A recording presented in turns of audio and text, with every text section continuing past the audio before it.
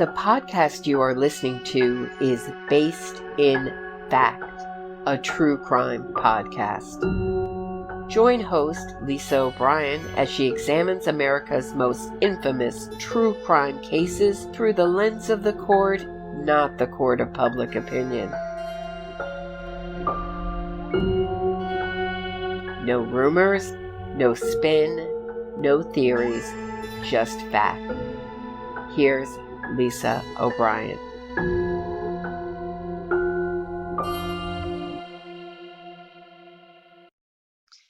In this bonus episode, I'm talking to Rick Mullenax of Burn After Reading, the podcast that has episodes about Mara Murray's case, as well as Perception Isn't Always Reality and the Forgotten West Memphis Three, a review of Bob Ruff's Oxygen series.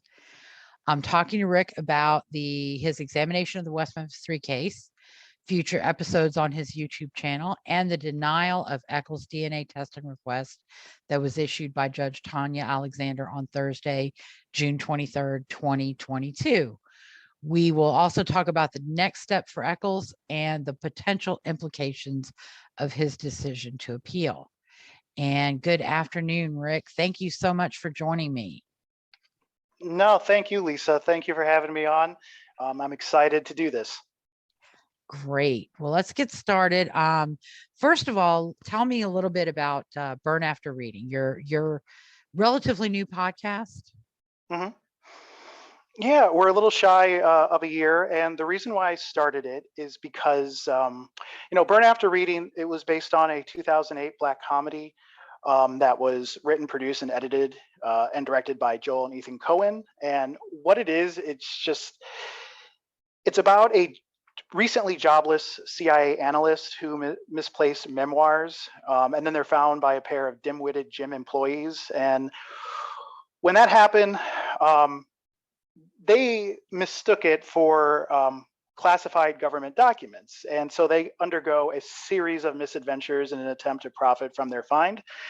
And I kind of feel that's the state of true crime today, is you have all of these podcasters, journalists, people on Reddit, Twitter, Facebook that come up with these really nonsensical theories, conspiracy theories, whatever you want to call it. And it's gone off the rails. And I just thought that movie title just kind of really summed up what I wanted to do. And that was clear up some of the misconceptions. And that's also the other title of Perception Isn't Always Reality. Mm-hmm. And I did that because in the Mara Murray case, there was a journalist whose name I'm not going to mention, who I felt did a lot of that. And not only that, but was hurting Mora's family and, potentially other victims. And so that's why I started it. I just wanted to put a little bit of empathy back into it. And mm-hmm. now it is what it is now. Yeah. And in our discussion before going on air, what he's doing is doxing, and that's something that a lot of internet trolls do, is they find out about the opposition, they find out personal information, and they intrude on their lives. Right. And he's also a self-admitted sociopath. So I'm not making any, baseless claims. Mm-hmm. And initially what he'll try to do is that he will try to kind of sweet talk you, charm you. And of course, if that doesn't work, then it's earth scorned. And that's also what he did with his family. Hey, I want to write a book about your missing family member, be it a daughter, sister, friend. And then when that was rejected because of another case where he really went hard on a suspect with the Amy Mihaljevic case, of course, no one's, you're going to have pause, you're going to have reservations, and ultimately they decided no. And ever since that, it got really ugly. Now, Mm-hmm. Thankfully, he has said he is going to step away from this case for now. I hope he does permanently. I don't know what he'll do, but I would be surprised if he stays away forever. Yeah. And I find, as with Ruff, they don't solve anything. No. They just whip people into a frenzy, give them an unrealistic ideal, and then upset them. As Right. we saw with the reaction to the denial of this DNA testing request that Echols never had any right to. No, I absolutely agree with that. But this also creates cash. Mhm. When you have controversy and it's easier to sensationalize something and have all of these mysteries that need to be solved.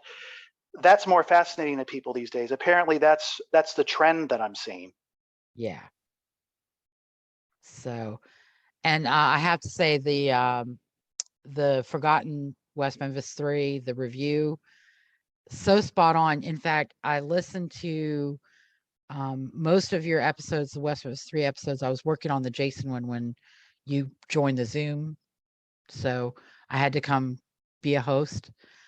And No problem. but I love that you have done what I've wanted to do for years, but I always go down a rabbit hole of big picture. Hmm. And I love the fact that you took Miss Kelly and you took all the facts that point toward Miss Kelly's guilt and all the contradictions in the defenses and the claims, and you laid it all out there in one piece.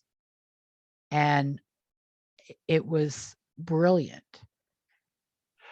Well, I'm humbled and I really appreciate that because I know you've been researching this case for a long time, as has Roberta and William and Gary.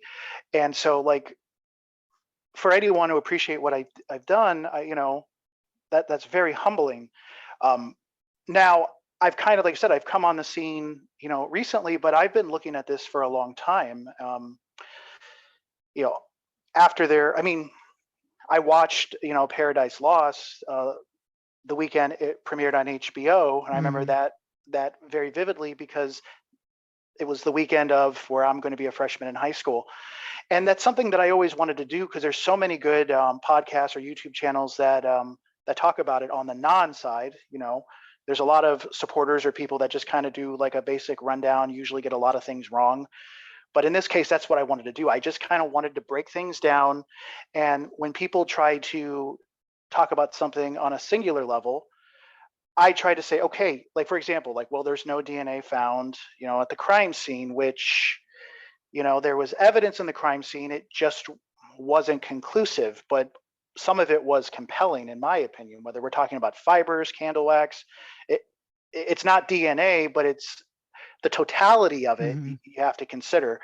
So I just wanted, like you said, I just wanted to say, like, okay, the things that Damien says, or the things that Jason says or does, or what Jesse does, such as the multiple confessions. It's like, can you reasonably tell me that these people are innocent? Because you don't hear about these things in the films or in the podcasts or in the documentaries, or if they do, they just brush over it and and cherry pick what they want. Right. So, and then the topic of the week has been the request for DNA testing filed by Echols, 8 years too late. I'm going to point Hmm. out Correct. because you have a 3-year time limit. Right. And now, have you done any research into MVAC? Yes, I have. And, this technology has been around for a while. It's not new. It was readily available during that post 3-year conviction. And the one thing about MVAC is I think it is a really neat tool to try to solve things. However, um, once you use this, you're going to destroy the evidence that you have. And so you want to be careful with that. Also, there's other elements to consider, such as it being outdoors, the heat and humidity, and Mhm. also water destroys those things. So, while it's compelling, I don't think it's necessarily compelling with the evidence that they have. Right. Right. Seeing that it's been submerged in water for 18 to 24 hours, and also, what we're coming shy of 30 years. Hmm. Right. So And all this was tested in between 2006 and 2011, and most of it yielded no DNA.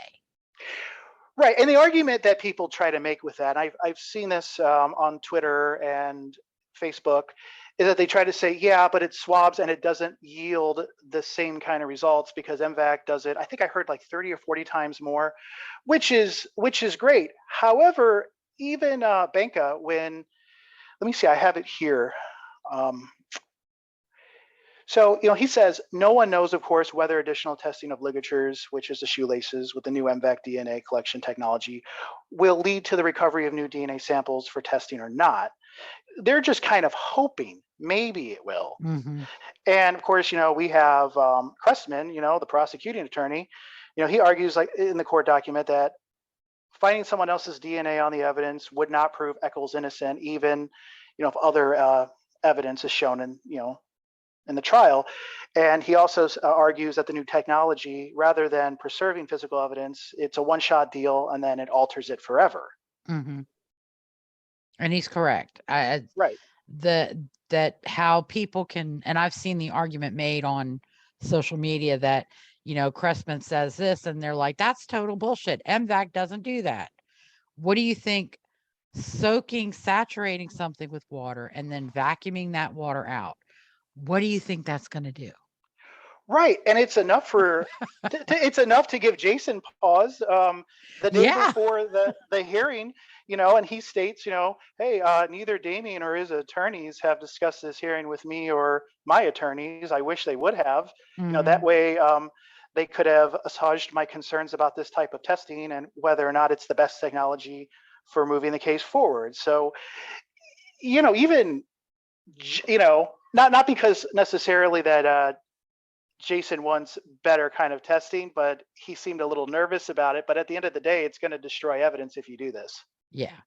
And also at the end of the day, if you don't have a reference sample from every single person who has been in contact with those laces over the 30 years, then all you might have is some unknown DNA. Right. And Rick, I think we might have lost Rick briefly. No, I'm here. Sorry. I think a phone call came in and it cut out. I do apologize. Oh, okay. That's okay. So right. Say what you said again, because I had a point. Yes, you did. And you were just starting to make it. If you don't have a reference sample from everybody that's come in contact with those laces, you're probably just going to end up with some unknown DNA. Right. And with the little even sample size from, like the swabs with what Bo Technology talked about before, we also know that there's contamination. So say if someone, let's just say something else pops up, well, great. We have a whole new podcast to talk about who is this person's DNA. And then you get to spin the narrative that, see, we told you, but no, it's just everything's contaminated. And at least as far as I understand it. Yeah. And it also it'll be unknown. And then all of a sudden it'll be Terry Hobbs. Probably. Or you know what? I would have put it past them to just say, okay, we did Mr. Bojangles, we did John Mark Byers, we did Terry Hobbs. Let's just move on, because that's what conspiracy theories, that's usually what happens. They can't stick to just one story. They have to keep moving to the next thing. And so if they can't find anything with Terry Hobbs, it's like, well, all right, I guess we'll just move on and just say it's still unknown, because that still works for them. Terry just happened to be the latest flavor of the month. And did you get the impression that Bob really hasn't settled on a suspect? No, I think he is settled on one, just based on everything that I know. Okay. There was Terry Hobbs was on a podcast, and it just seemed almost from the get-go, maybe not the first meeting, but I think after the second meeting, certain things were a little abrasive. Yeah. So no, I think he was, when he talked about being objective or like not knowing, but just based on his Forgotten West Memphis Three, he's already eliminating, Damien, Jason, and Jesse. Well, yeah, he did that before he ever started. And I to this day believe because he played so much with the whole defense attorney narrative, I think he was underwritten by Echols and the attorneys from day one. I don't think this was ever something. I think he went to them. He said, look, I've done this. I've gotten a lot of listens. I've got an army out there. Crowdsource investigation, which is the biggest line of bullshit I've ever heard in my life. And I think that they said, yeah, go for it. And because he played from the defense attorney playbook with everything. And it's interesting because I did make that statement in my my last episode, is that he does play things like a defense attorney. Mm-hmm. So it's actually really interesting that you brought that up. Now, to be fair and for full disclosure, I've not listened to all of his Truth and Justice episodes on the West Memphis Three, and I explained why, because I would rather watch paint dry, and I just don't have the time. I mean, if I was doing this full time and I was making money off this, like he does, yeah, maybe I would listen, study, and analyze everything. I figured the Forgotten West Memphis Three would suffice versus everything that is going on now. But yeah, I never got the sense that this was an independent investigation. Also, who throws out the case files? Like, I'm not gonna pay attention to the case files. I'm just gonna start from the beginning fresh. It's my, right. I mean, but that was because of West Memphis PD's confirmation bias. Right. Don't you know? And again, he, in my opinion, misled by saying that they zeroed in on Damien from day one. Well, no, if my memory serves me correctly, they went to the truck stop. They looked at logs to see the truckers that came there, went by. They looked at sex offenders, registered sex offenders. They looked at a lot of things. Now, was Damien one of them that they looked at? Well, of course. But they also had, detectives in California, question two other persons of interest, if you can say that. And they spent a lot of hours doing it, driving them crazy. So this idea that they were just having tunnel vision, I just don't see the evidence of it. Right. Totally agree. But that's the party line. Mm-hmm. And it's, if you look at, and I still see the arguments to this day. And I've been involved in this since Paradise Lost. I was a grown up and on the just starting out on the internet when Paradise Lost came out. And I've seen these arguments for almost 30 years.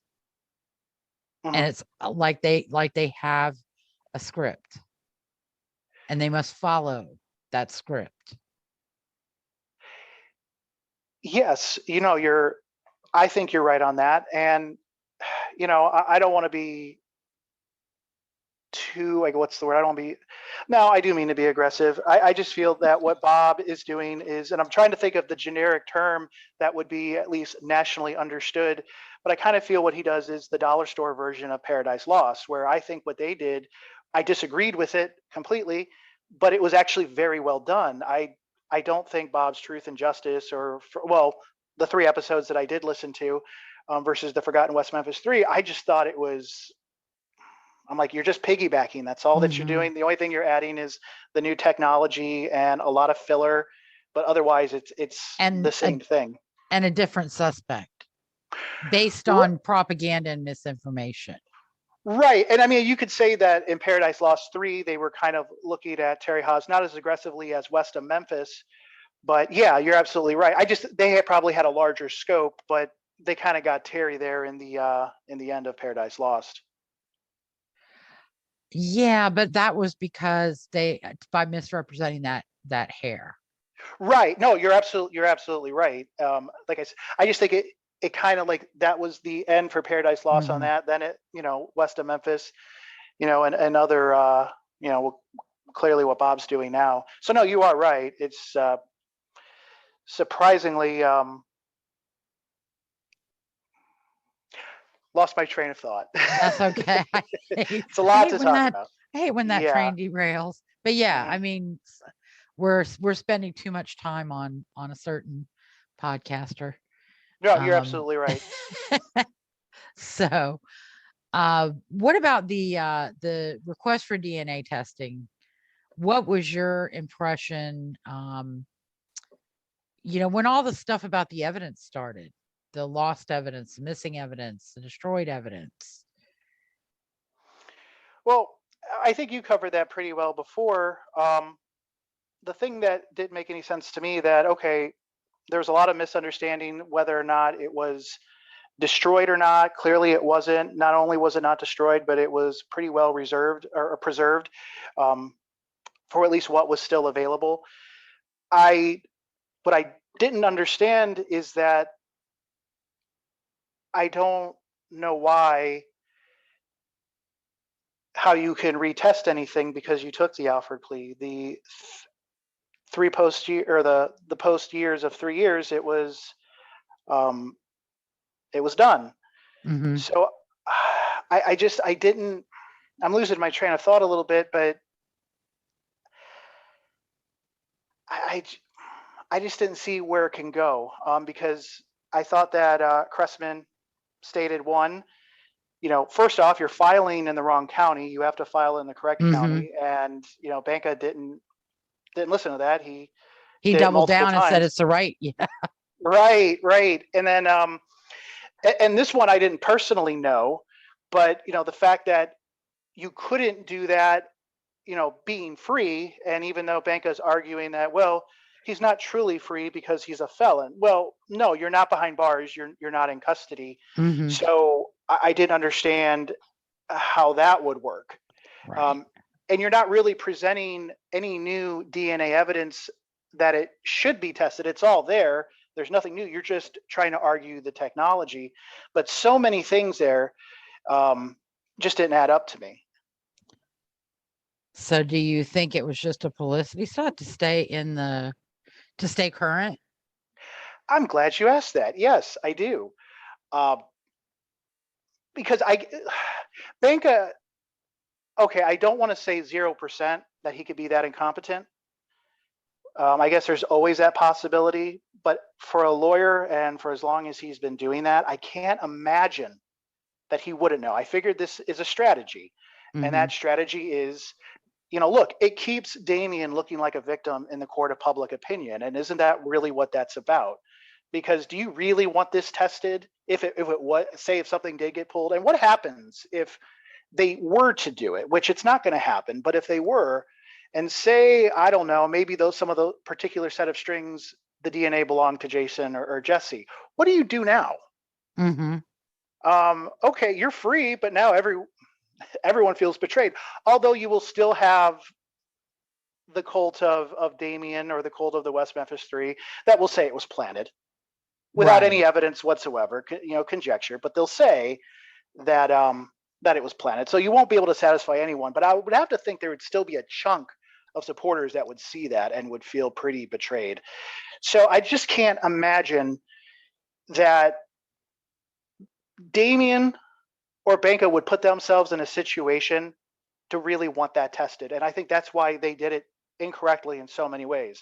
Filing in the wrong county, understanding the habeas corpus, and the fact that he would have to be in custody. And I highly doubt that Damien, Jason, or Jesse are so heroic to say that we're willing to go back to prison so that we can get this tested.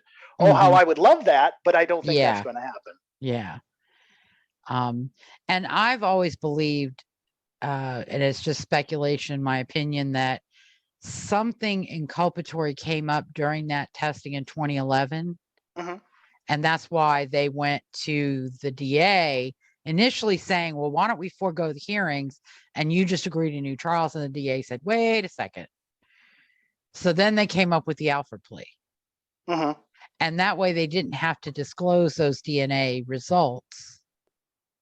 And I know Ruff talked to Ellington, and Ellington swore he had the results, but he doesn't know because he wasn't getting the reports directly from Boat. He was getting what the defense chose to give him. And if they chose to tell him that was it, he believed that. And how convenient that anything that they said that they had, I believe Lori Davis said that they lost Couldn't it. find it. Yeah. Couldn't find Couldn't it. find it.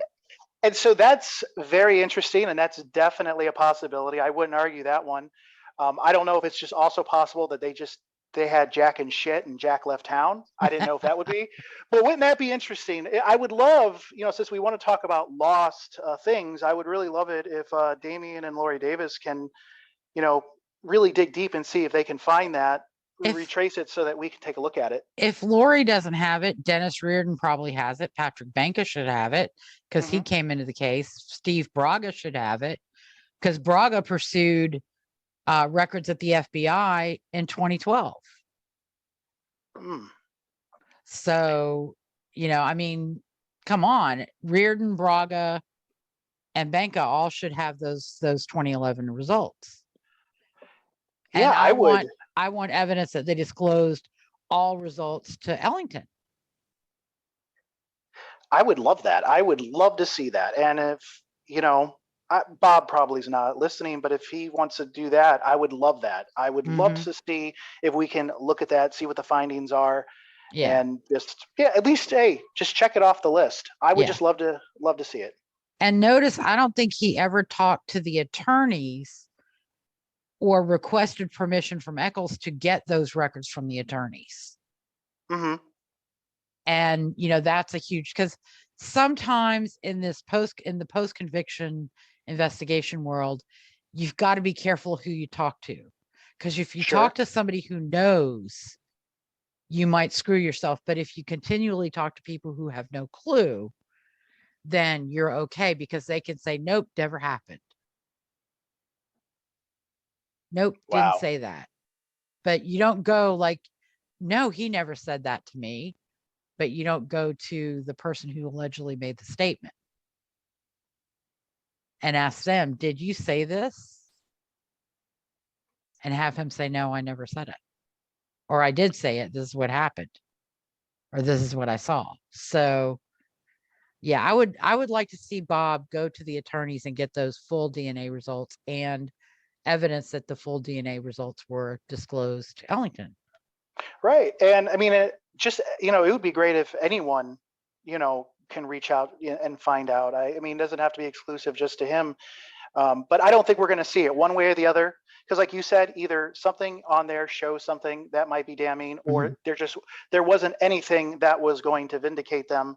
So I don't think we'll ever see it. Yeah. But I'd love to, just anyways. Yeah. And that's, like I said, the one of the things that I noted listening to the podcast the parts that I listened to and talking to Bob one-on-one and watching the Forgotten West Memphis Three is, he didn't go to the attorneys to determine whether Ellington received complete results. He relied on what Ellington told him. Right. And again, Ellington may have been under the impression that he received the complete results when in reality he didn't. So, yeah, that's a topic to bring up. Hopefully someone who listens to Bob Ruff will send this to him and say, listen to what she's saying about you. Yeah, so.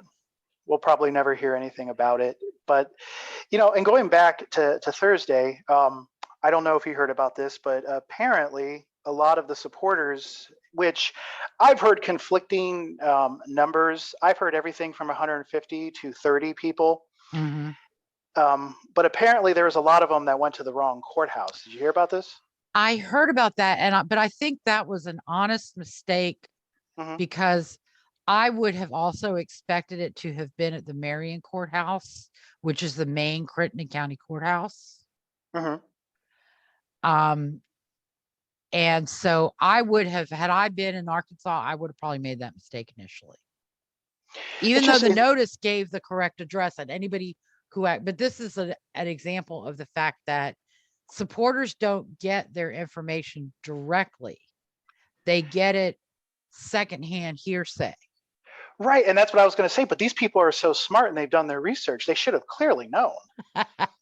clearly they read the petition. Clearly they could have checked to see where to go. Double. I mean, because again, these are the smartest people. I mean, we're the dumb ones. We're the Yeah. closed-minded, Yeah. Bible Belt Christians, where anything that's not Conway Twitty is the devil. So yeah, I had heard about that. I do think it was, like I said, an honest mistake, but also I know from having lived there, there's a reason they wouldn't let those people in, and that's because that is a very small courthouse. I think it usually handles, like, West Memphis traffic cases. I'm glad you brought that up, because that's something I wanted to ask you, because I thought maybe you would have more knowledge on it. So they talked about how there were, police there kind of watching the situation, which would seem to make sense if they're expecting a large crowd to appear and show up. So to me, that's not very abnormal. That would seem to make sense. Do you think also the reason why they wouldn't allow a lot of people in there, do you think maybe because of the disruption? Is that possible? The potential for disruption of the proceedings is a possibility. I know Bob was upset because he was actually thinking he was supposed to get in and thinking he was blessed by the defense team to get in, and they wouldn't let him in. But yeah, it could have been a potential for disruption of the proceedings, or it could have just simply been COVID restriction of the number of people in an enclosed space, which is still being done now, as well as the fact that it's a very small courthouse and with very small courtrooms. And I heard they changed rooms. Was that correct as well? That I don't know, because I did not pay any attention to the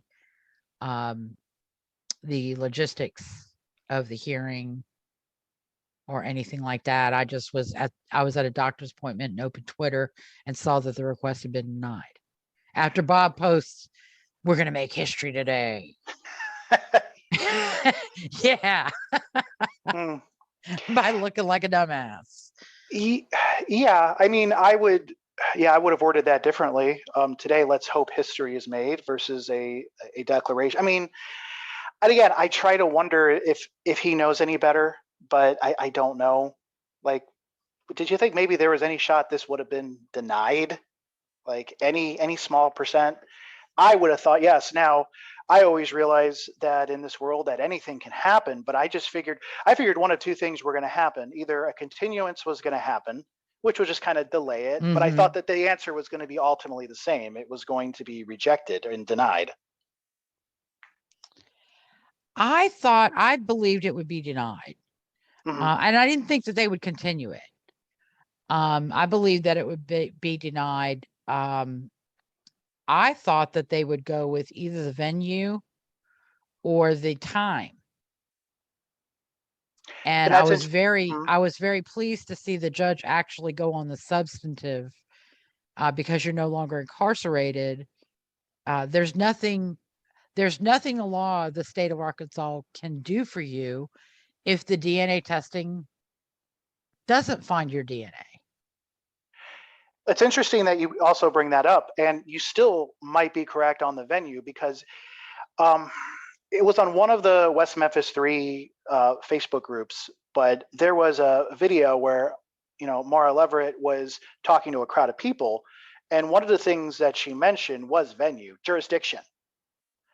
And so I wonder if that's still a possibility. I'd be very curious. I don't know if the court transcripts are out yet or how long that takes, but I would like to see everything, because the only thing I've really gotten was just kind of a summary of what happened. So that still could technically be one of many reasons, but maybe the ultimate reason was, of course, the fact that, well, Damien wasn't incarcerated. And well, yeah, and like I said, as I understand it, she rules from the bench. Which I was very pleased. That was the other thing that I was kind of concerned that she might not give a ruling on the 23rd, and we might have to wait a week or two for an order to come down.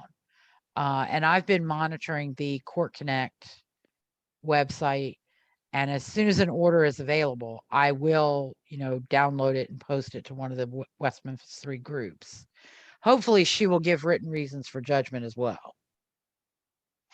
Yeah, I would really love to see that. And but the one quote, that she stated in this, it's just very powerful, is that I don't follow public opinion or emotions. I follow the law. And that's one of the things that really drives me nuts, because after that happened, everyone, of course, said, well, the state of Arkansas once again is denying justice.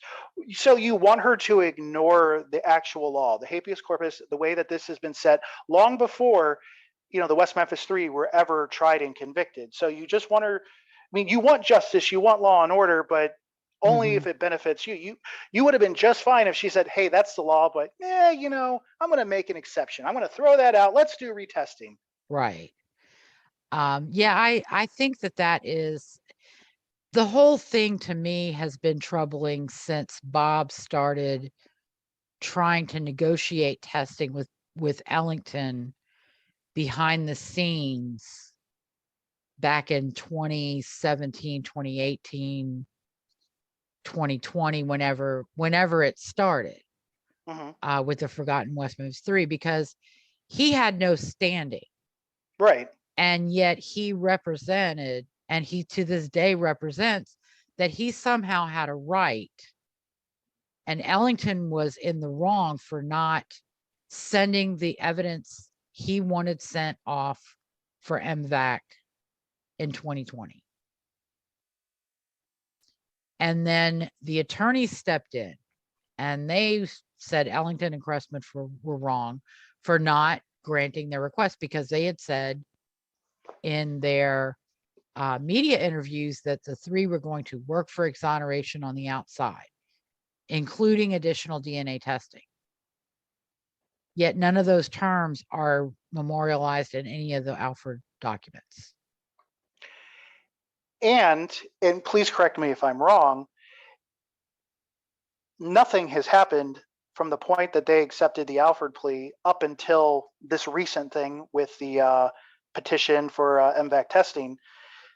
The West Memphis Three didn't try to do anything else. Now, there was a thing, I believe, in 2013 with Ken Swindle, but he was representing Pam Hicks and John Mark Byers.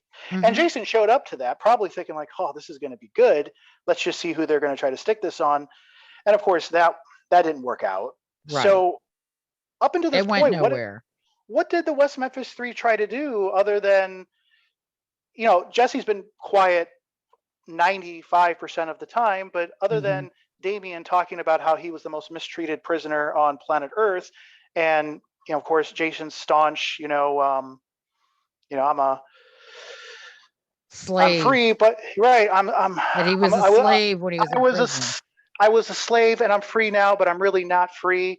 I live this every day. Other than that, what did they try to do? Who did they get after they got out of prison to investigate? And I don't believe Bob Ruff. Well, and Bob Ruff did it himself. I don't think anyone came to Bob and said, hey, do you want to take a shot at this? At least from any representation initially. Of course, I'm just guessing. But yeah, Bob decided, and that's what's interesting. Bob decided to come into the picture, and I kind of feel like maybe some of these people kind of got cornered by him, or he cornered them by saying, hey, I want to do this testing. And what are they going to say? They're going to say no, especially like I said on camera. No, that's not a good idea. Don't do that, please. So I feel like it's beneficial to them. It's beneficial to Damien. He continues to look like they're raging against the machine.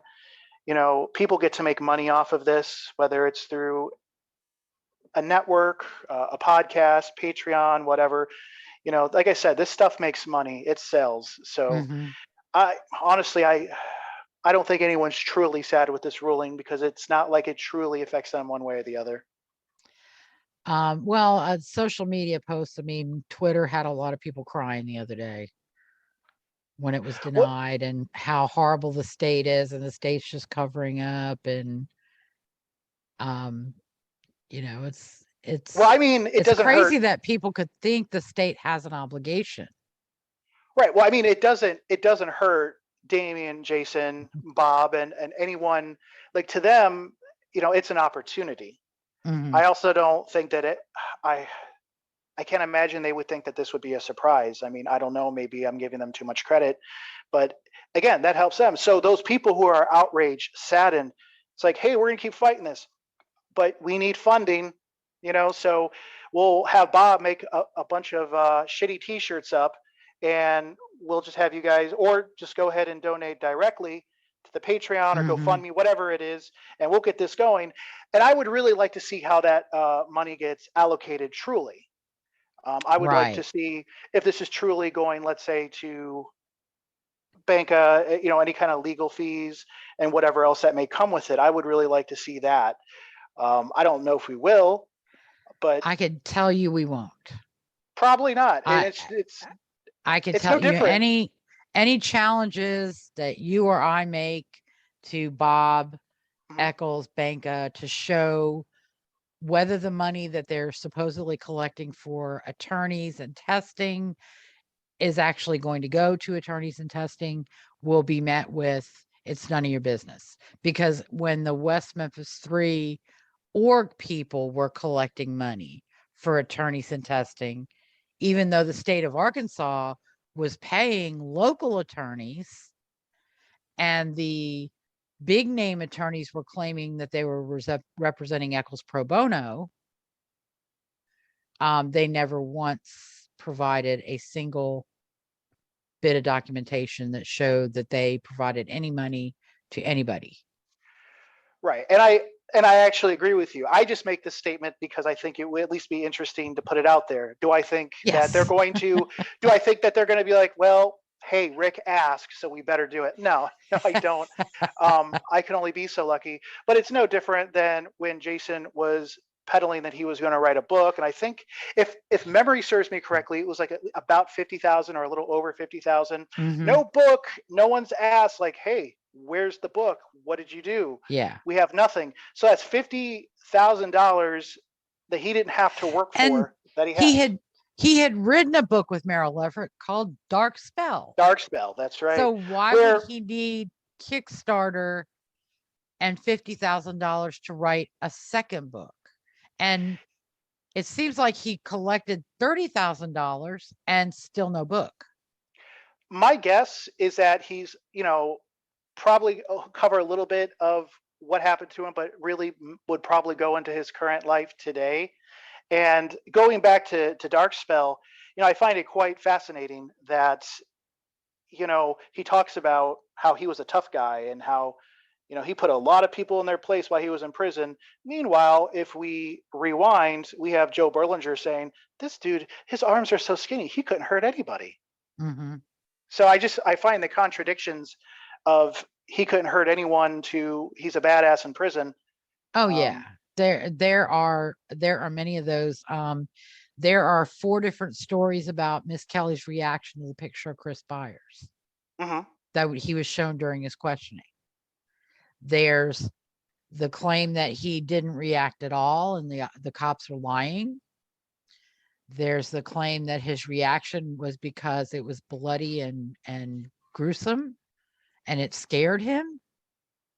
There's the one that he just thought it was a child sleeping. And then there's a 4th one, I can't quite remember what it was, but I mean, they can't get their story straight. No, and that's typical of, like I said, of a conspiracy theory. It's never structurally sound. It changes as the narrative fits. And and when people always talk about Jesse's confession or with the Stephen Avery case with Brandon Dassey, you know, they want to talk about inconsistencies, but no one really argues like when it's Chris Watts Mhm. and he gives multiple different confessions to how or why he killed his wife. No one really wants to question that. You're always going to have fringe groups, but in this case, we have a big majority of people that will look and say that Jesse's confession was coerced, same with Brandon Dassey, and Mhm. they want to just limit it to those things. But you realize that people will give multiple different confessions depending upon their own situation.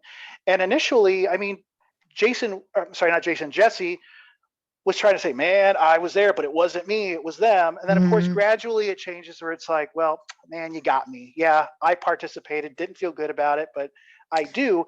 And that's what we see. I mean, even Yeah, right now with Brian Laundrie and his I don't know if you saw his the Notebook confession. I've heard about it. I haven't Right. read it yet, but I've heard about it. Essentially what it's saying is that, hey, never mind the escalation that we know now that was leading towards this. Let's forget that. So, oh, they're at a campsite. She stumbles on a rock, maybe by a creek, and oops, she bumped her head. Oh, the bump on the head, she's hurting.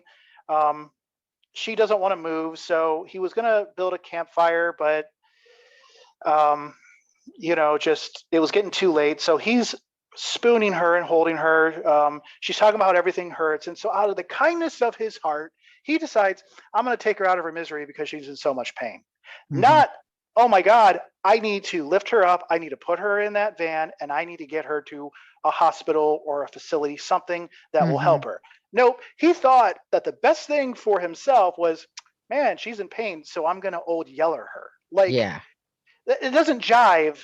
But And again, he's even gonna in strangle her. right, and even in his own suicide, he's not going to take responsibility. He's not going to Mhm. hold himself accountable. And so even under those situations, a killer doesn't really want to always tell you the truth. Sometimes they Mhm. do, but in other cases, and I don't know if it was to make his family feel better or if he somehow rationalized it in his own brain, a combination of the two. But yeah, I mean, I hate to say it, but sometimes confessions are not always initially going to be 100% accurate. Also, the fact that if we are to believe Jesse, they were all intoxicated too. So I can't Mhm. imagine his mind was that crystal clear. Right. And that's actually, you bring up a great point. In police interrogation, the progression is generally not there, didn't do it. Okay, maybe I know something. All right, yeah, you're right, I did it.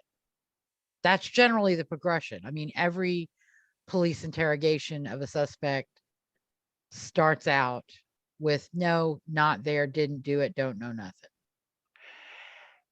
And I would understand if the only confession we had was just that one initial confession. I can understand, you know, having a hard time believing and buying it. I mean, you'd Mhm. still have to consider it, but I can understand. But when you're giving multiple other confessions, before and after your conviction, and you give an explanation as to why you lied to trip police up, you are telling your lawyer, I want something done about this. He Yeah. brings the Bible, says, swear on this Bible. You're confessing to your attorney and your lawyer. So Yeah. it's not that, and, And and provides corroboration to his attorney right. in the form of the Um, Evan Williams bottleneck. Right, in the underpass. And then even that lawyer is going to say, hey, if we see that smash bottle, and we can Mhm. confirm that was the bottle, I'm going to believe that my client is guilty. Of course, he probably didn't think that was going to be true. Yeah. And then when you see it's there, of course, he had to change his mind. It's, you know, I double. I still would like to talk to Dan Stidham because I still say Dan Stidham was not representing Miss Kelly. He was trying to represent Echols Well, and that because is an everything interesting he point. did benefited Echols and Baldwin Mhm. because it kept Miss Kelly's confession out of their trial. And I'm only guessing, but I also wonder too that, Dan was just telling, Jesse, do not testify at that trial. Do not do it because I think, and again, I'm just guessing, I think they may not get them. And if they can't convict Damien and Jesse, guess what? The appeal for you is going to be so much easier. Mhm. Again, I'm just guessing. Again, I'm not a legal expert, but just thinking, it's like because Jesse was ready. Well, no, and I don't think that he could have told Miss Kelly that, and Miss Kelly could have believed him, but that would have been yet another lie told by Dan Stidham. Hmm. In addition to the 12-hour time, the 12-hour interrogation, Right. because Jesse Miss Kelly's trial was separate and apart from Echols and Baldwin. Failure to convict Echols and Baldwin would have had absolutely no impact on Miss Kelly's appeal. You don't think it would have? No, it would not. Okay. Now it might have given a post-conviction argument, but even then, the only time it might have benefited Miss Kelly is if they'd all three been tried together with the same jury and the same evidence and the same information as to all three. And Miss Kelly's the only one convicted. When you're at a separate trial and you're convicted at a separate trial, it doesn't, what happens in another trial has no bearing, because we see that in gang cases and other multiple party murder cases where one person is tried and convicted and goes to prison, and then the next person is tried. Their attorney kind of has a roadmap, and so their attorney is able to counter the state's case and create some kind of reasonable doubt, and so party number two doesn't get convicted or is convicted of a lesser charge. And see, I did not know that, so I'm learning something. So that's interesting. So why do you believe that Dan Stidham was more representing Damien's better interest versus Jesse? Because everything he did was concerned with what would happen in Echols and Baldwin's trial. Claiming Miss Kelly was committing perjury and going on the record and saying Miss Kelly was committing perjury, and he couldn't let Miss Kelly commit perjury. And I don't know whether it was the Paradise Lost people. I don't know whether it was just his own ego. But I really do. He was concerned. I mean, he let Price and Ford cross-examine Miss Kelly in preparation for his potential testimony. And the irony is that they could not break him down. And so then it became he cannot testify. See, I did not know that. Just admittedly. He allowed Price and Ford to do practice questioning on Miss Kelly. I think that came out during Miss Kelly's Rule 37s. I see. And so then it became he cannot testify at that trial. Because, you would think if his confession is totally false and nobody can believe it and he's lying and he was coerced, why would you not want him on the stand under oath, subject to cross-examination in that trial and tear him apart in front of the jury? But Ford and Price were like, no, that cannot happen. Wow. That is something that I completely overlooked. If anything, if I would have known about it, I would have used it in the part with perception isn't always reality with Jesse. I mean, that's absolutely, wow. That's incredible. Yeah, that is, like I said, I think that if I recall correctly, that came out during the post-conviction hearings. And I'll try to find the documentation of it. It might have been in one of the Echols Baldwin pretrial hearings as well.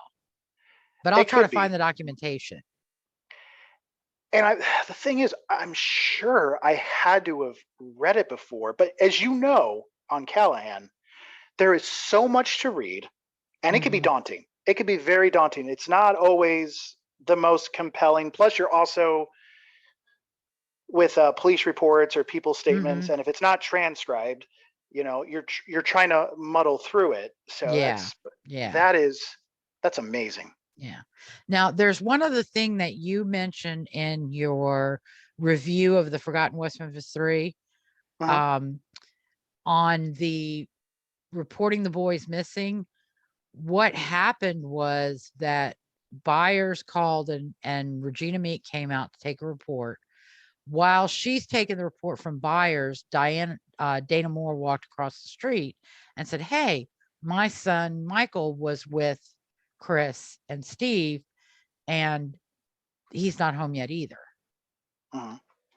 And then it was later on at 9 that Hobbs made the call when he went to pick up Pam from Catfish Island, that they Yes. reported Steve missing. And I believe in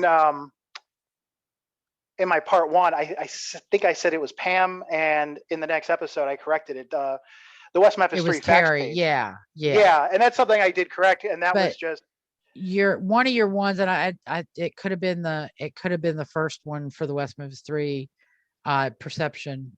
You said it was Byers reported first, and then Pam and Dana reported next. And like I said, it was really Byers reported. Dana saw the cop there and came over and added to the report. Because if you look at the missing person reports, the Michael and Chris were made at 8:10. Right. And Steve was made at 9. Okay. Just that one clarification. There's so much material, and I know from experience, you read something and then years later you forget whether you read it in a case document or in somebody's interpretation. And you're also reading it from multiple things. Like, correct. So you're hearing different stories. I've even seen in some of these case files where someone accidentally puts the wrong date. Yeah. So I mean, like I've seen that before, and I don't know how that happens other than just mental error, human error. Yeah, it's just like at the end of June, I'll put June 31st. Right. On something, and then I'll be like, wait, no, today's 7/1. At the end of 2020, I was still putting 2020 on things in 2021. I've sent letters out that had that I used a form, and it had their original date, and I didn't change it to the current date. And I'll see that as I'm faxing it off to the recipient. I'm like, damn it, it's human error. It happens, but it's not a substantive error.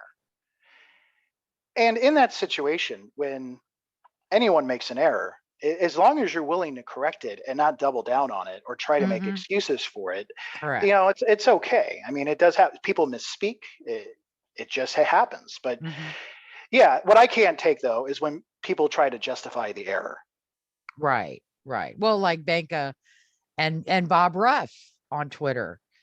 I think you told him it's in the wrong county. He's like, no, it's not. Did you not look at any of the paperwork? And I even posted paperwork. You did. You actually, show the Alford plea and where, where it says pled. Craighead, not Kit Crittenden, Craighead. Exactly. And, he just ignores it and pretends it's in the right place. And especially when, when Bob is saying that he's learning as he goes, that's a little bit troubling, because if that's the case, wait until you do know and then go ahead and make your case. Exactly. But if it was a situation where it's like, oh no, yeah, you're right, I made that error, that's my mistake, then you should own that. But again, we have Banka that he's doubling down on it, saying no, it's here, this is what we're going to do. And I can't believe that he wouldn't know that. It's always possible. I just don't think that's the case. I think that he believed that they could exert some type of political pressure in West Memphis, in Crittenden. There was at one time, I don't know whether he's still there. There was a very anti-death penalty judge in Crittenden. And in fact, I think it was Swindle who got his sham proceedings in front of that judge. So then it's strategic. It's, even though I know what the law is, we might look out with the right judge. Correct. And like I said, I think it's just like the Rodney Reed folks who are trying to get the appointed judges off the case and get a elected Bastrop judge to be the one responsible for the case, because then they can exert political pressure on that judge to try to get the rulings they want. I see. And would you believe that the state would appeal that? And do you think that would be more successful? Had testing been granted? Oh Yeah. yeah, the state would have appealed. And I think an appellate court would have reversed, because there are multiple problems. The first being the venue. Mhm. The second being the timing, because the deadline for them to request additional testing, according to the statute, was 2014. The irony is that had they filed a request for testing during Truth and Justice podcast in 2017, 2018, when they were still under the SIS agreements, they might not have run into that you're no longer incarcerated and there's nothing the law could do for you anyway. Right.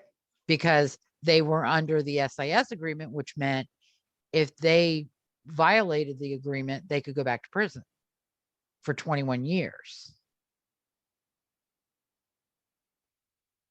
So it's absolutely hilarious to me that they waited until after the 2020, after the agreements expired in 2021, and then they started really getting vocal about their efforts, and they filed the petition. Of course, perhaps they thought filing the petition would have violated the SIS agreement, so they had to wait for them to expire before filing, but they've never given that as a potential explanation. So never discussed it as a possible strategy point, which yeah, they were mum about it. And they've also got Echols, there's a signed waiver that he waives any and all claims or causes of action, including additional DNA testing. And that's something that I posted on Twitter I think it was last night, and it's also pretty indicative that both Damien, Jason, and Jesse claim to have understood that. Mm-hmm. So, yeah. In black and white. Yeah, in black and white, and so that is another problem. But yeah, had testing been granted by some weird, judge, they would have appealed, and the appellate court would have probably reversed. And I think what is going to happen if they appeal and the appellate court does review, and it's discretionary on their part, they don't have to review it. They can decline. I think that hopefully what's going to happen is it's going to set a precedent that's going to prevent any of this malarkey from other people in the future. God willing. It's going to set a clear timeline. It's going to set a clear venue, and it's going to set a clear precedent that if you're not incarcerated and you're not on parole and you're not subject to any post-release conditions by the state of Arkansas, then you don't have a right to DNA testing. Your conviction is well and truly final. Unless Damien casts a spell and is able to convince state legislators to change some of these laws. Well, he's going to have a hard time casting a spell from New Orleans, because the Arkansas legislators are going to be like, you don't even live here anymore. You're not an Arkansas voter. We don't give a crap what you think. And that's, the only one that still lives in Arkansas is Miss Kelly. And he ain't doing nothing. He is not going to exert pressure on anybody. No. So, but yeah, Echols doesn't live there. Baldwin, I think, is still living in Austin. Yeah, he's still living in Texas. As a matter of fact, I know that he was driving from Texas to Arkansas and actually stayed the night at Mara Leverett's house. Oh, well, you know what? They must still be friends. Why can't she help him with his second book? Well, clearly she is a very unbiased journalist. She has no stake in it, no dog in the fight. She smokes too much pot. She's forgotten more than she's ever remembered.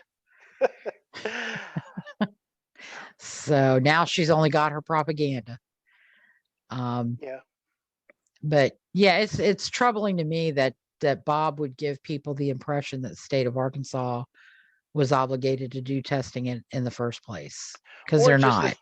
Or just the fact that Ellington was just going to bring the boxes and say, "Here you go test it," and we'll sure you'll do an independent job taking it to wherever you're taking it, and we're sure nothing with this, any results won't have any bias to it, whatever, based on consistent with, or we think, or I mean, like, no, that's a horrible way, and like I said, and just no standing for it whatsoever. And there are a lot of things that Bob did not specify. One of the biggest things is, without a court order, how are you going to get reference samples from anybody? Without a court order, how are you going to get access to any data that Bode might have? And honestly, I don't even believe that that's even a real thought, because that's not the point. The point is just to make compelling content, entertainment, publicity. Exactly. And so we'll talk about it. People love a good mystery. And so I don't really think that any of those things would truly be considered, because they're not trying to find, in my opinion, I want to make sure so no one tries to come at me for any kind of litigation that I'm claiming they're saying something when they're not. It's just my opinion that I just believe this is entertainment. It's a way to make episodes. It's a way to do a TV show. I think Pat Brown said it best a couple of days ago when she started watching his Oxygen series, and just said it was a pile of crap and that Oxygen's not trying to find the truth. And I agree. So, I mean, this is just what it is as long as people are making a living off of the deaths of other people, they're okay with it. Yeah. And actually, I would say, Bob, come at me. Damien, come at me. Jason, come at me.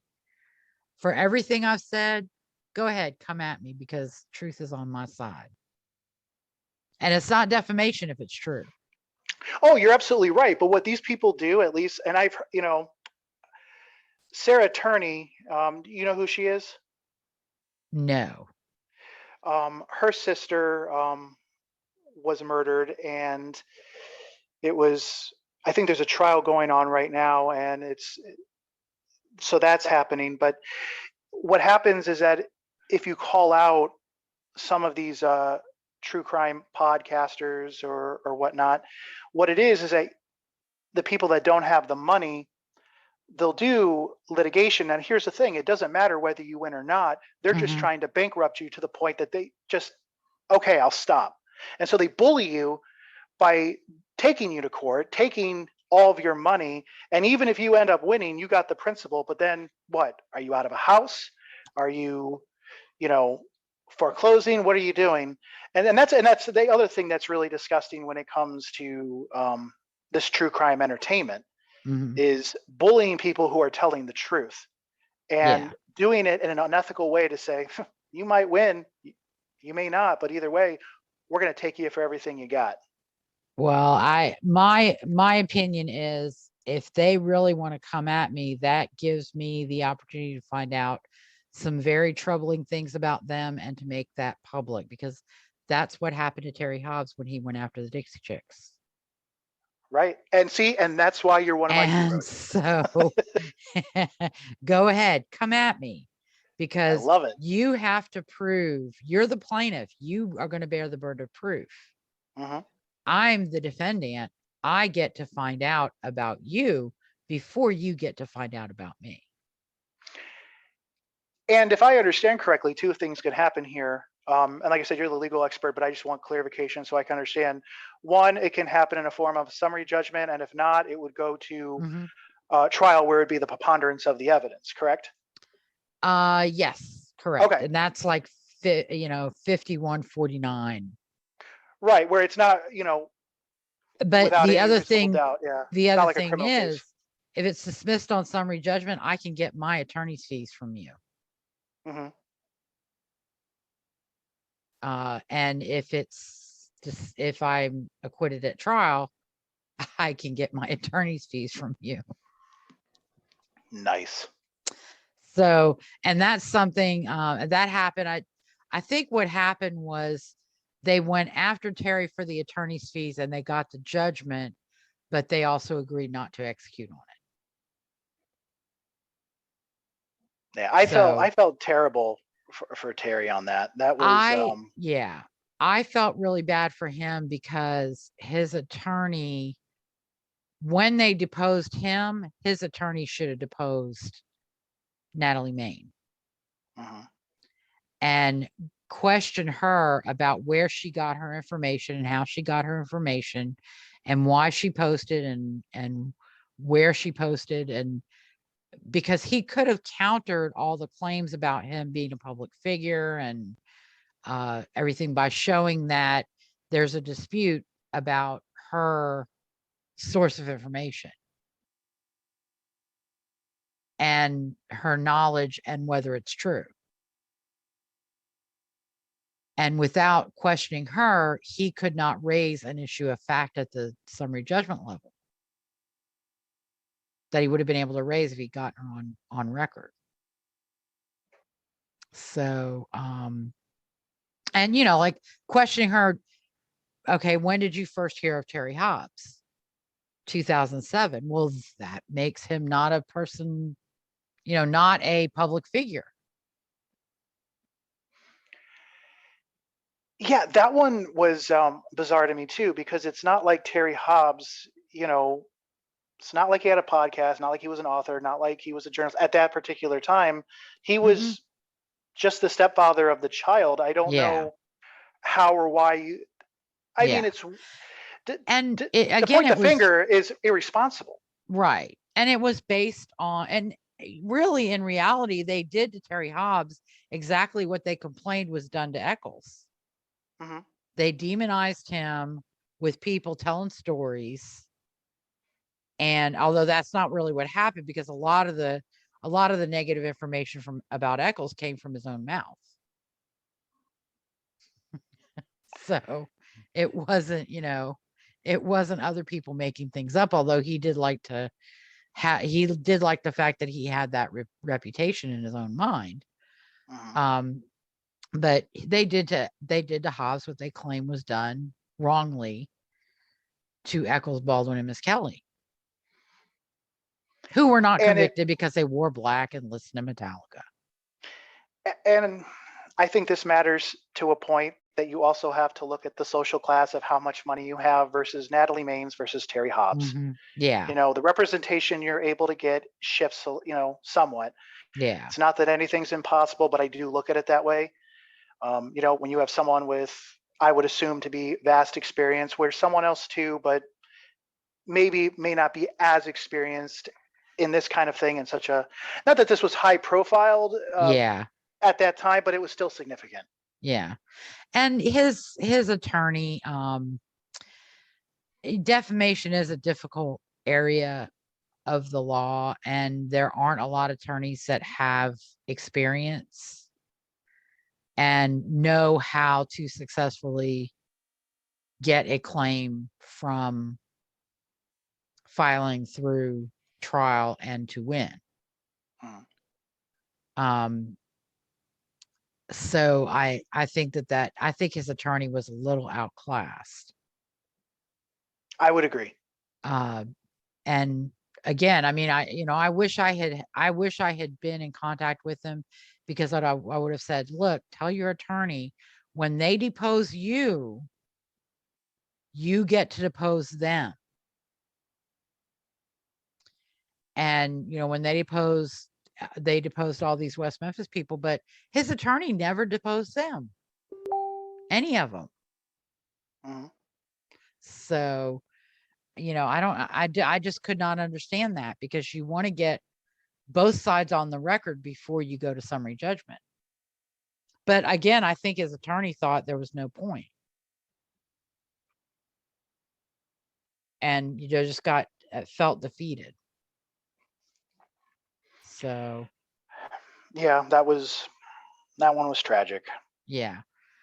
because I would have liked to have seen Natalie Maines have to say, I was wrong, I shouldn't have said that, because it was all based on misrepresented mitochondrial DNA, inconclusive mitochondrial DNA results. No consideration whether it was his or not, if it was secondary transfer, and at least understanding that, she's only getting one side of the story. Mm-hmm. Yeah. And like I said, it's very, it's heavy to sit there and point the finger, but also when you have people who you think are experts, and well, they are experts, and they're telling you, oh, this is the guy, and that's what that one side is telling you. Mm-hmm. Yeah. It's but also responsible on their side too. Even their own expert at the press conference said, well, this isn't enough to accuse him. This isn't enough to pursue criminal charges against him. Mm-hmm. So, that's where they should have realized maybe we need to step back and stop. And Echols continues to this day to lie and say it's his hair. And I absolutely, like what you said, I absolutely agree. The point is, what I'm trying, did Natalie Maines know that he said it? When they said it wasn't, sufficient enough to take the trial. I think her statements her statements corresponded with the publicity about the amended habeas claim based on those results, which were not filed in the record like they were supposed to be. Right. But I don't know that, that would have been something to talk to her about at her deposition. There you go. Yeah, that's the one thing I'm really curious about, because we know like what the facts are, and that's why it's like, yeah. But I'm sorry, I don't think Natalie Maines looked over the entire case files, over all of the hearings. Like, this is a cause to these people, and so they get the Reader's Digest version of one side of the discussion, and then they go rally. That's what they do. Because where is she now? I've been trying to look at her, Twitter, or anything on social media. I hear nothing about it. Why are we still not talking about this? Don't you want justice for Damien? Yeah. Yeah. That's another interesting thing from your perception series. You talked about Henry Rollins, and I attended with Pam and Terry and Amanda and Sean Wheeler a kind of protest at the Daisy when Henry Rollins was there with his West Memphis Three Rage Against the Machine show. I wasn't really the name, but that's kind of what it is. But after the show, we went back in the parking lot. Now, this is when Mark Byers was still the suspect du jour. I see. So Terry was not a blip on anybody's radar at the time. And we're back there and we're talking, and he says, well, he was never read his Miranda rights. I'm like, if you read the transcript of his questioning, he was read his Miranda rights on the transcript. So even if prior to that point he had never heard Miranda rights, he got the Miranda rights before he made the confession. Right. And Jesse, I believe, has been read his Miranda rights before. So this isn't like it's the first time. Yeah. And there was one time there's a rights card when he was initially brought in, and he was read his rights at like 10 in the morning, as you pointed out. But again, I pointed out to Henry Rollins, when you look at the transcript or listen, because he claimed to have listened to the confession. Well, how could you miss them reading him the Miranda rights? Because it's on the transcript and it's on the recording. And he had no idea. And yet he continued. I saw, interviews a couple days later, and he continued to make that false claim that he was never Mirandized. Which is factually incorrect. And probably what he did is that he heard fractions of that confession. And it's also one of those situations when he's hearing everything that they want him to hear to go, oh my God. Mm-hmm. Because I don't think he has all the time in the world to read these case files or to hear all this. It's a lot. Yeah. It's a lot. And you're not going to come to a conclusion in a day if you're looking at everything. You have to look at everything. But I think it's also an example of how invested they become in the cause, that they don't care whether it's true or not.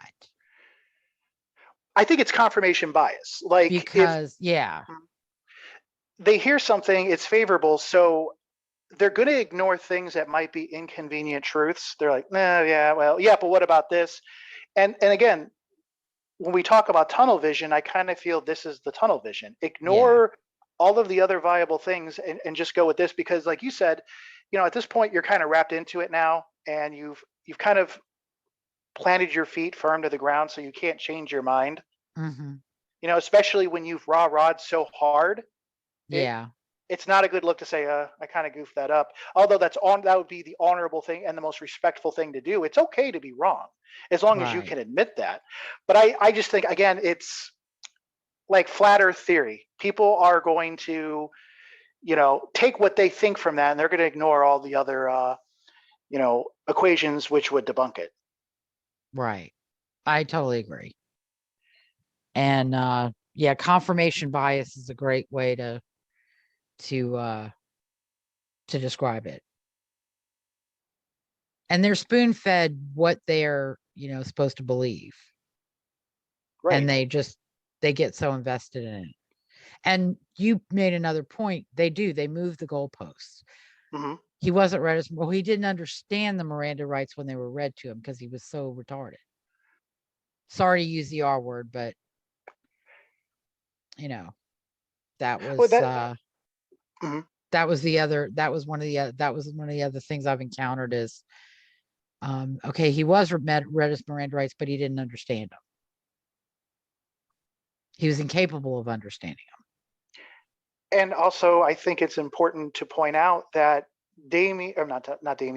Jesse was taking that test knowing what that's for. So do you really think he's going to give it the old college try and do his absolute best? No one's accusing Jesse of being a smart kid. All right. That's understood. But when you're taking a test to be like, hey, lower score, that's going to help. I mean, not that anyone wants to come off as a dummy, but if it's going to free you, you probably will. I think basically I think that was his attorney's advice. Right. Is, the lower you score, the better it's going to be for you. And so, because his prior testing was better than, and when you aggregated all the scores together, his IQ was several points higher than what it came out to be after his arrest. But that happens to a lot of people. When you're arrested, you become very challenged intellectually. Just like a lot of women who get arrested for killing husbands and boyfriends go from va-va-va-voom to librarian. Yeah, because you're trying to think what to say, and you're trying to think what not to say. And,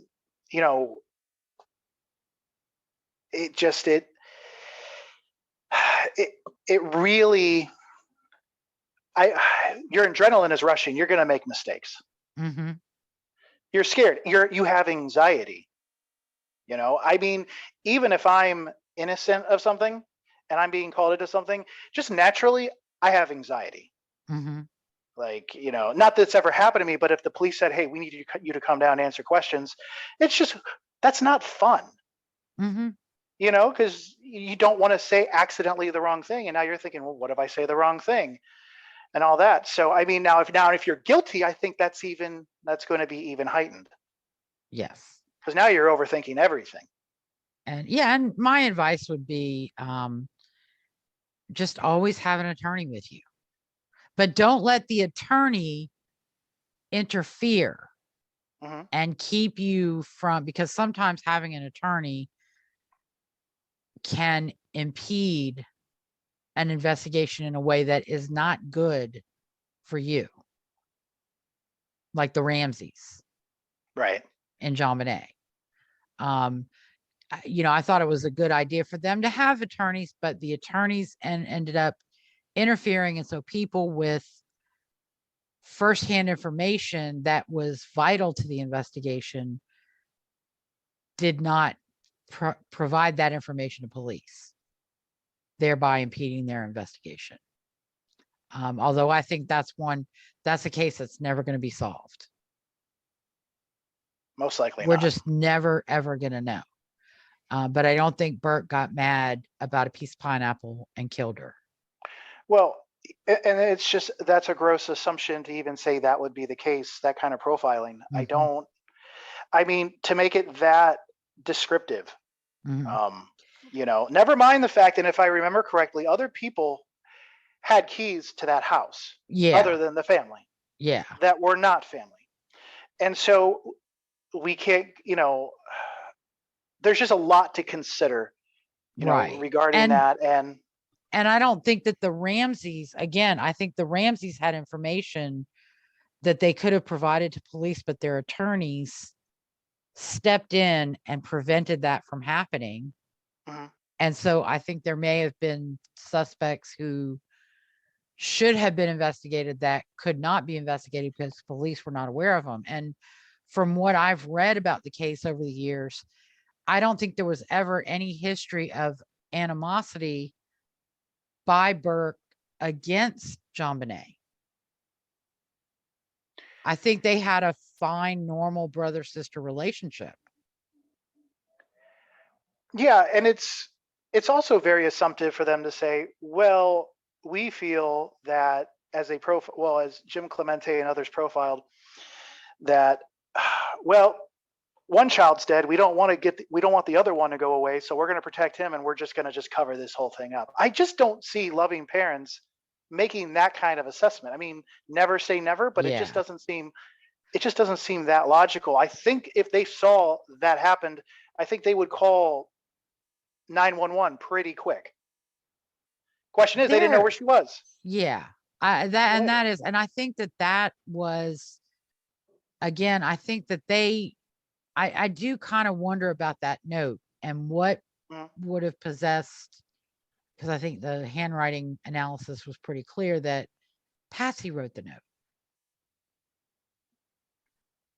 But why? And see, again, that's never going to be answered. No, and it's really difficult. And see, people will draw conclusions on that. I can't do that. Without other proper facts. Is it weird? Of course it is. Of course it's weird. I can say it's weird, but I refuse to make a conclusion on incomplete information. Yeah, I just can't do it. And Patsy could have, she could have seen JonBenet missing and thought, well, the police won't do anything. Maybe she was thinking, because Amber Alert, you can't get an Amber Alert if you don't have a vehicle description or a person description to be put out there. So maybe she thought, well, if there's a ransom note, police will look for her harder. I mean, very possible. And again, I think the attorneys impeded her giving an explanation for something that on the surface does look very bad, but could be just stupid. Just a stupid gut knee-jerk reaction that she made that she was totally wrong about. And very well, very possible, very likely. It's just, but unless she speaks up or something. I mean, and of course, if she were to speak up now, she's dead. I know but I'm saying, but if she were to speak up about it, that would even look more suspicious if she confesses to that many years later. Yeah. Well, like I said, I think she should have been allowed to explain it. Of course, the handwriting analysis could have been wrong, but it's weird that it was a pen in the house, a pad of paper that was in the house. It was not something brought into the house from the outside. That makes it really one of those strange things. But again, it's something we're never going to solve, because I think John Ramsey died recently. That I didn't know. Okay. I'm not positive. I think I heard that he had died recently. Patsy died many years ago. So there's nobody that can finally give those answers. And I don't think Bert knew. I think he was 9. He didn't know. He didn't really know what was going on. He was probably shielded a lot from what was going on. And so he just doesn't know. But I don't think he ever had anything to do with it. No, I don't. Like I said, I don't see any smoking gun that would indicate that at all. And if someone witnessed and said, "Oh, hey, he was agitated with her at one time," well, yeah, brothers and sisters do that all the time. Mm-hmm. Me and my sister used to go at it. Guess what? We're both alive. Yeah, really. So, But if she turned up dead, that was my sisters and I used to go at it and have knockdown, drag out fights. Right. But that never escalated too far. Although there were a few times, and there was one time I swear my middle sister pushed me off a roof. Oh, wow. But we were playing on a roof after being repeatedly told by our mother not to go out on the roof and play. So there's that. And with my mom, it was always, I'm going to whip you all the way to the hospital. So, wow. But well, I'm a child of the 70s and early 80s. So, drinking out of a hose, going outside and going off wherever I wanted to go, and, being home by the time the street lights came on. And if I was late, nobody would really presume anything happened.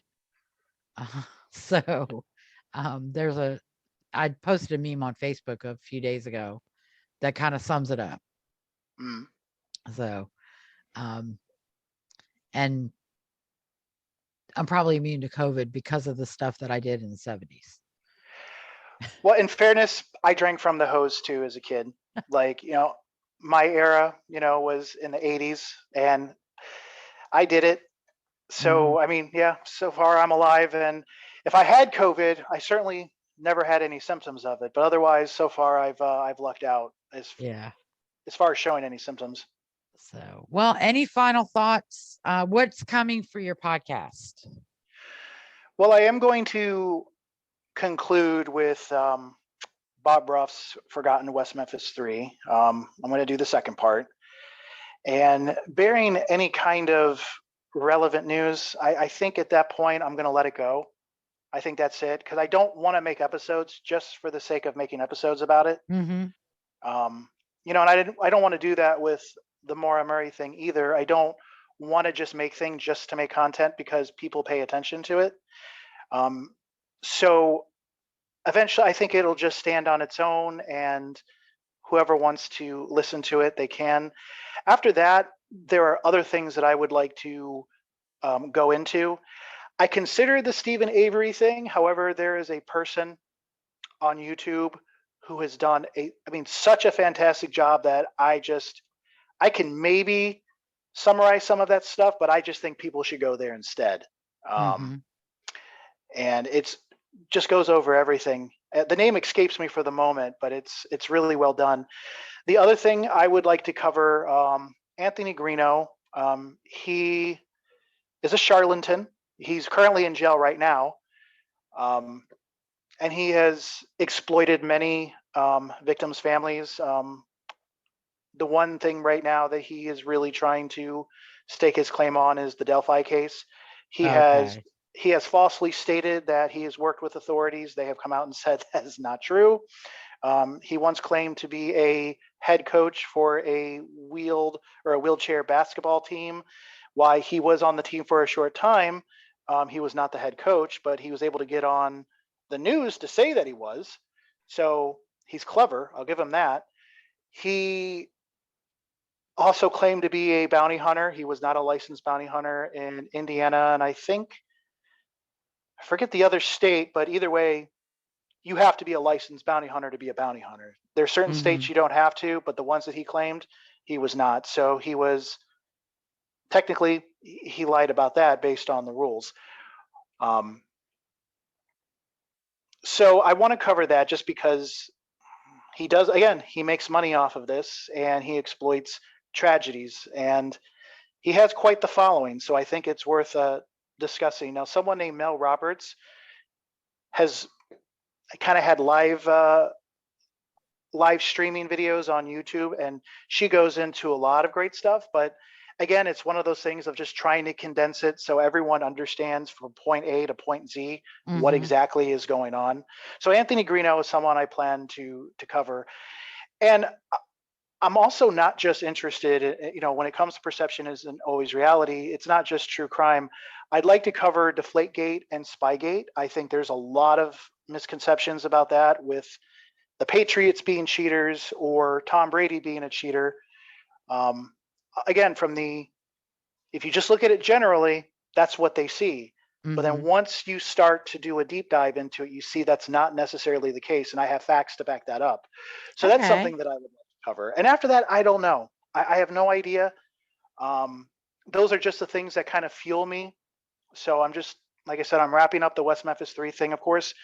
And the same with the Maura Murray thing. If something prudent comes up that I feel needs to be covered, I'll do it. I don't want to say never, but I don't want to milk it, if that makes any sense.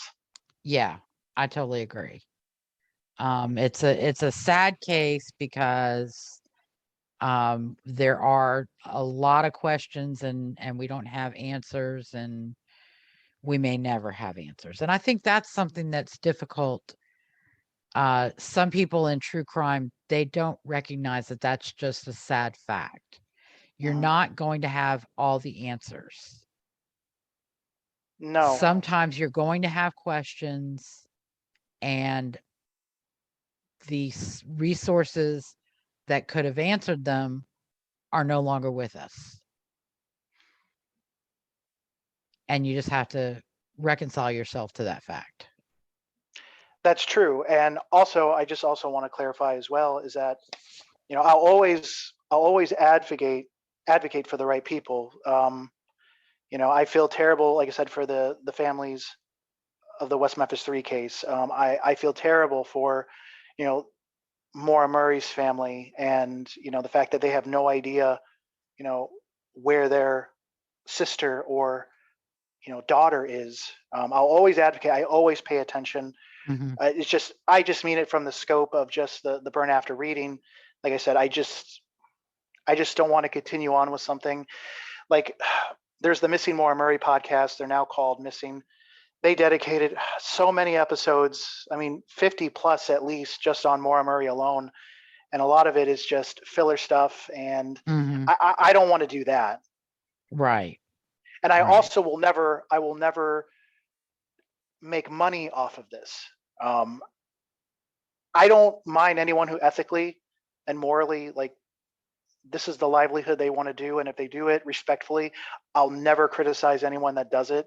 It's just, I draw a line with it personally. I never want to do it. It's a moral code. And plus I have a full-time job anyways. I'm happy with it. Correct. Same here. I would like it someday, but it would be more with advertisers believing in it and contributing to it than with outcome base or defense or I'm going to donate money to this cause that maybe never happens. And hopefully, if you get advertising like that, or someone wants to advertise, hopefully they will not make you do it in a cheesy, horrific way, such as saying, this cold case is very sad, but not as sad as not having health insurance or car insurance or whatever, and then going into some rant about that. Hopefully, I can't stand when I hear that stuff where it's just the cheesiest lead into something regarding the trade that they're doing. I especially in true crime, I can't take it. Right. That should happen before the episode starts. We're going to take a break, and then in the middle, and then maybe toward the end. Right. I mean, But there should always be yeah, you're right. There should be a demarcation, and it should not be read live on air. right. Just tastefully. That's all. Like FabFitFun. Right. Just if it's done tastefully, I mean, there's no problem. And like I said, there are people that who do make money, but I think they do it in a very respectful way. And but there's a difference from other things that I've seen. So I didn't want also anyone to think that if they make money because they dedicate their craft to this, that I'm insulting them. I would never want them to think that either. Right. Totally agree. All right. Well, thank you so much for joining me today. I think we're going to wrap it up on this note. Yeah, we went for a long time. And I think we covered everything we need to cover. So, but I would love to have you back another time. And that would be great. If you're ever interested in guest co-hosting, that would also be an option too, because you are a natural at this. Well, I'm glad I survived my first we could say interview, but I think I've asked you a lot of questions too, so it's been pretty back and forth. So the fact that you'd want me back, I'm humbled. Thank you. Yeah. Well, you like I said, you did very well.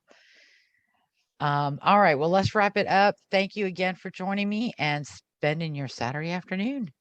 Not a problem. Thank you, Lisa. Thanks. Bye. Thank you for listening to Based in Fact, a true crime podcast with Lisa O'Brien. If you like the show and want to know more, you can find us on Facebook or follow me on Twitter at O'Brien L. Ann. Join us in 2 weeks in a week for episode 12, State of Oklahoma versus Richard Eugene Glossop, part 1. Glossop's case is massive, so we're going to do this in 2 parts. In part 1, we're going to talk about Glossop's murder of Barry Van Treese, his boss at the Best Budget Inn in Oklahoma City on January 7, 1997. We'll look at the case against Glossop, the legal proceedings, beginning with his 2007 direct appeal and his state and federal post-conviction claims.